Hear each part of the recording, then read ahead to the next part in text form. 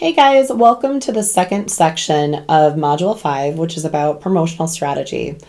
And here it starts to get a little bit fuzzy as far as the content distribution and the promotional side of things, because a lot of times you're using the same platform. So you might be distributing your content across social media, but you also might be promoting your content across social media. So let's dive into some of those nuances, the strategies, the various different platforms, and also the importance of promoting your content. So as we said before in the previous section of the module, this step of promotion and distribution is really where most companies fail at content marketing. This is the step in the process where you've created the content, you've posted it to your site, you are, about to hopefully get some audience views, you want eyeballs, you really want to see some traction.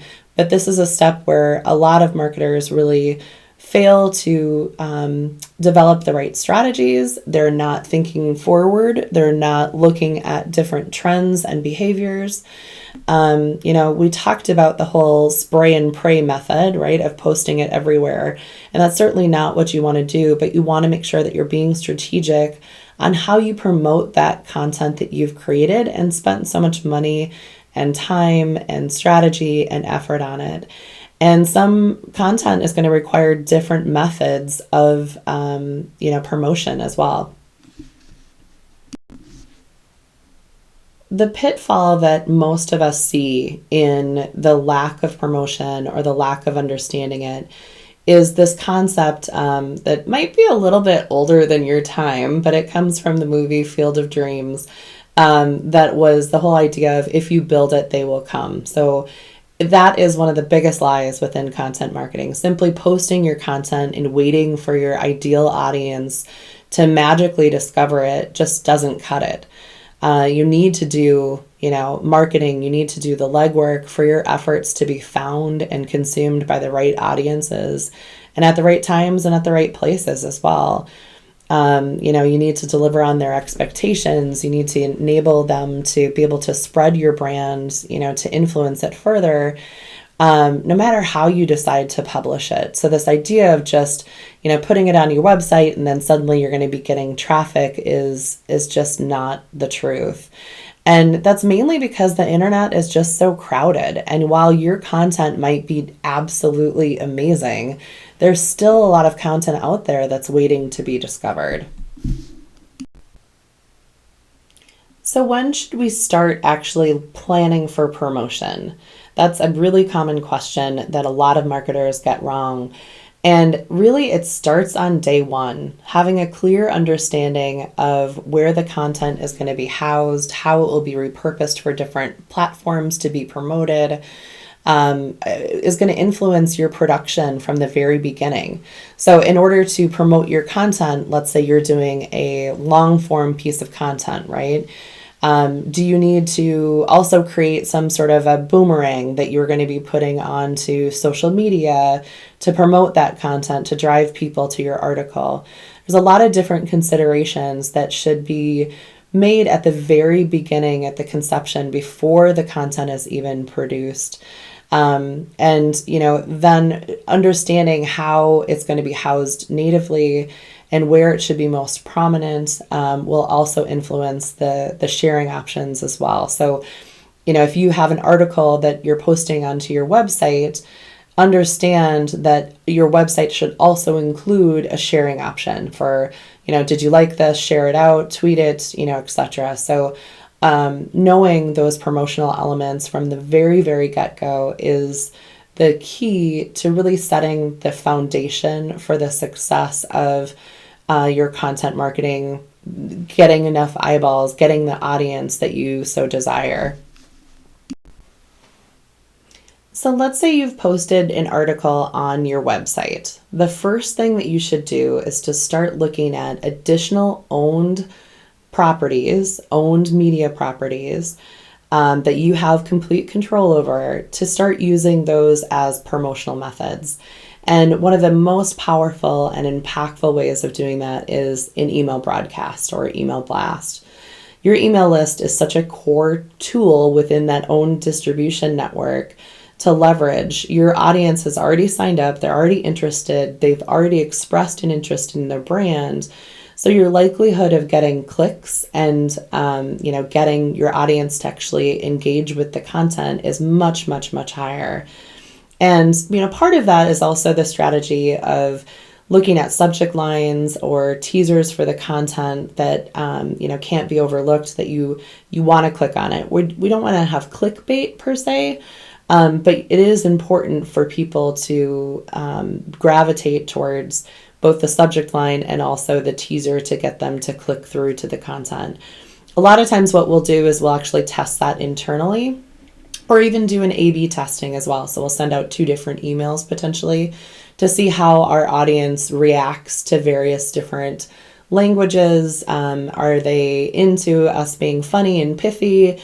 Do they want us to be more, serious and have it be more of a strong call to action? We can test that out with sending 2 different emails to different groups of people as well.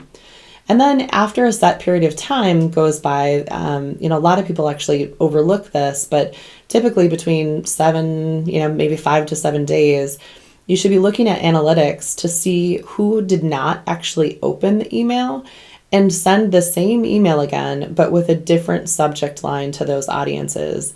And a lot of times, clients and brands are surprised at how often you can increase your click-throughs by just sending that same email to the same audience again, by retargeting them. They might have had a bad day. They might have, been inundated with other emails. They might be bored on the day that you send it. For the second time, it might be more open to actually clicking through to your content. So it's important not to overlook that step as well. Social media is another critical component within content marketing teams. And it's so important a lot of times in larger organizations. The content marketing team and the social media teams are not the same groups. They're not in the same meetings. They're not having the same planning sessions.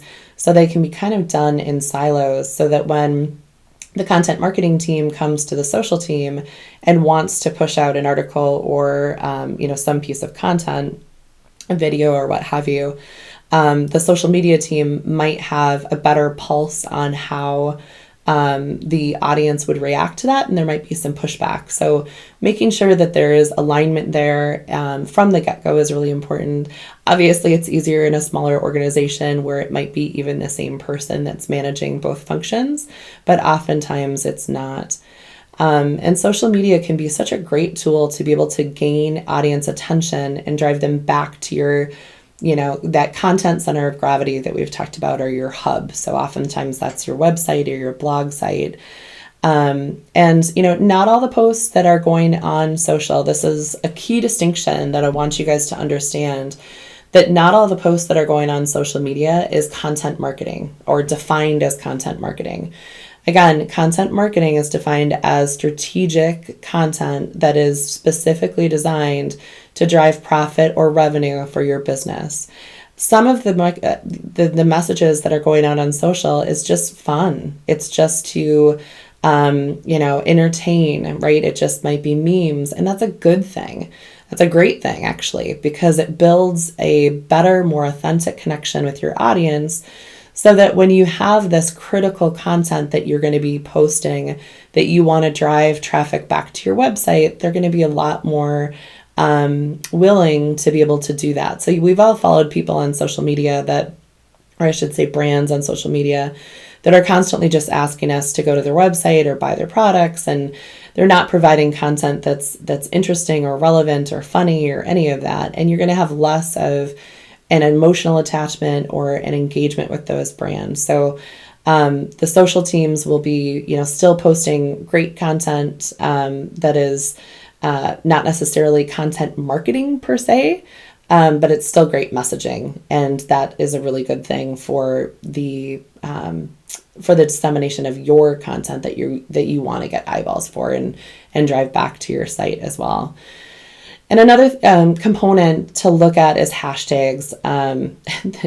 They can be so overdone. It's really important to look at them very strategically and look at kind of growing your audience with it, but don't over hashtag. That is something that was done quite commonly, I would say, within the last couple of years, but has recently dwindled off by the smart marketers or smart influencers, because they understand that the algorithms from both like Instagram or Facebook, etc., are actually pinging them for over hashtagging. So making sure that you're selecting hashtags that are actually relevant is another important element to be able to drive eyeballs to the content that you want people to consume back on your site.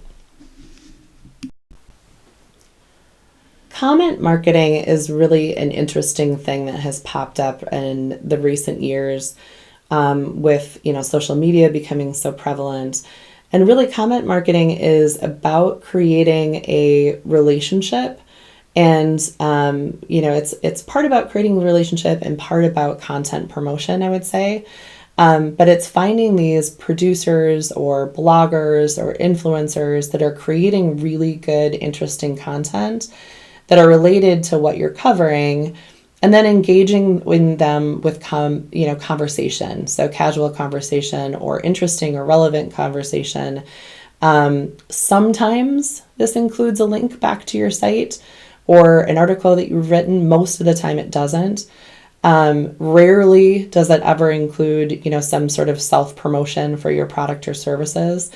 I'm sure that you've seen, a lot of comments back to various different influencers that you may follow that are honestly generated from bots. And they're doing a lot of that, simply just kind of posting irrelevant comments with links on different posts that they can find. And that's not the right approach. A lot of times those different sites or different accounts then can be deleted too, because they're considered spam as well. You can also get software to determine what kind of blog analytics that you're going to look at for targeting those kind of people to start commenting on their sites. But getting attention from these relevant people that are authentic within a space that align with you from a brand perspective is an important component to start building relationships within an industry. Influencers have become an incredibly important element to promoting content, to getting additional audience members, to getting brand awareness out there to additional audiences as well. They're truly the industry experts. They're people that have already nurtured a large audience. They essentially have a giant megaphone to be able to reach those audiences. And they're the ones that, that the audience is already listening to. So developing relationships with those influencers is another way to be able to build your audience and gain promotion for your content. It also helps gain recognition and notoriety. And if you're doing it right, you can actually include the influencer in your marketing as a part of your content creation process as well. And so, really the first step there is to identify the right influencers that aligned with your brand persona. Does this person exemplify, who you want as a brand? Look at their content. Are they a person that, has really great content in the business world, but also posts pictures of them, drinking too much on the weekends and doing keg stands or whatever it is, right? It might not be the right person to align with for your brand. So you have to be very careful, because that can be also something that really bites you in the end, to make sure that you have vetted that person, that they are truly the right influencer. And then there's a few different elements that really line up to increase the likelihood that that influencer is actually going to share your content. So looking at the relevance to their audience, if you're approaching someone who is a lifestyle brand person, and you've got maybe some decorating tips or, different recipes or something like that, there's definitely a relevance there. But if you're trying to, talk about automotive mechanics or something, that's not going to be relevant to their audience, so they're not going to be as likely to share it. It also has to have a value to their own personal brand. So again, that brand persona alignment is important to not only you, but also to them as well. And then there's an opportunity for them to earn extra eyeballs, extra amplification by being included on your website, by being called out. How can they grow? Because, essentially that's what they want. There are a lot of the influencers that I look at are following the number of people that are following them on a daily basis, and, get upset if they lose 10 people. That's certainly something that they are looking at, and that is important to them. And that it also aligns with their benefits, as far as their goals and beliefs, as well as far as what their objectives are for their end game too. And then the next part is just to determine the outreach approach. So you don't want to go to them directly with some sort of a canned message. Sometimes it's good to even go back a step to that content market or comment marketing and start commenting on their page to start developing a relationship with them. Then you can, kind of slide into the DMs and start having conversations with them on a more personal basis. But certainly being the most approachable that you can. I have found the more casual that the conversation is, and the less promotionally, the better the outcome is to be able to get that engagement and get those influencers on board. And then once you've reached a point where that you both want to work together, defining those expectations is also really critical. So you might have influencers that you've aligned with that you absolutely love their content, they're doing great, they're promoting your brand, etc., but they're not doing it as frequently as you would have hoped. But if you don't say that, and if you don't have an agreement in place up front, then that can be an issue. And also there's an idea of competitive alignment. So there's a lot of influencers that I work with that are we call them field staff or pro staff, right, that are not actually allowed to wear other people's brands or not allowed to use other people's products as well. I am very good friends with a woman that is a fishing influencer for St. Croix rods, and she is not allowed to be seen with another rod in her hands. And that means even if it was a personal post that someone, took a picture of and posted it to their page, she is contractually not allowed to be able to hold a different brand. So defining those expectations up front is important for not only you as a brand and a content creator, but also for the influencer as well. As we talked about in section 1 of this module of the distribution strategies, there's this concept of earned media. And earned media can also be a really important promotional tool. And it's essentially content it's your content that's repackaged and sent to different media properties or bloggers with the hopes that it'll be picked up. So we can't control that. We hope that when we're sending out content that's excellent content that really pulls on their heartstrings, each pitch should be very specifically catered to that specific media property. We hope that they're going to pick it up, but really at the end of the day, it relies really heavily on relationship building. So those people that have a good relationship with me, I work on more of the media side for some of my clients. So if they're looking to get coverage for, a new product that's coming out or a new initiative that they've had, if they know, my dog's name and we've had conversations and we'd had coffee and, they've worked at building that relationship over time and haven't gone dark on me and only reached out to me when they want something, then we're certainly a lot more likely to encourage, our editorial staff to publish that content. So a lot of brands don't have the time to do that. A lot of marketing managers don't have the time to really cater to those relationships. And so they'll hire either a PR agency or even an internal PR rep to just really focus on managing this function, because it is such a high touch function, but it can get you a ton of value as far as the number of eyeballs that you're going to get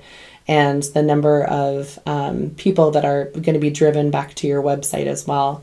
So it's a high touch piece, but it definitely is an effective promotional strategy. Another promotional strategy that's often overlooked is this idea of guest posting or content syndication.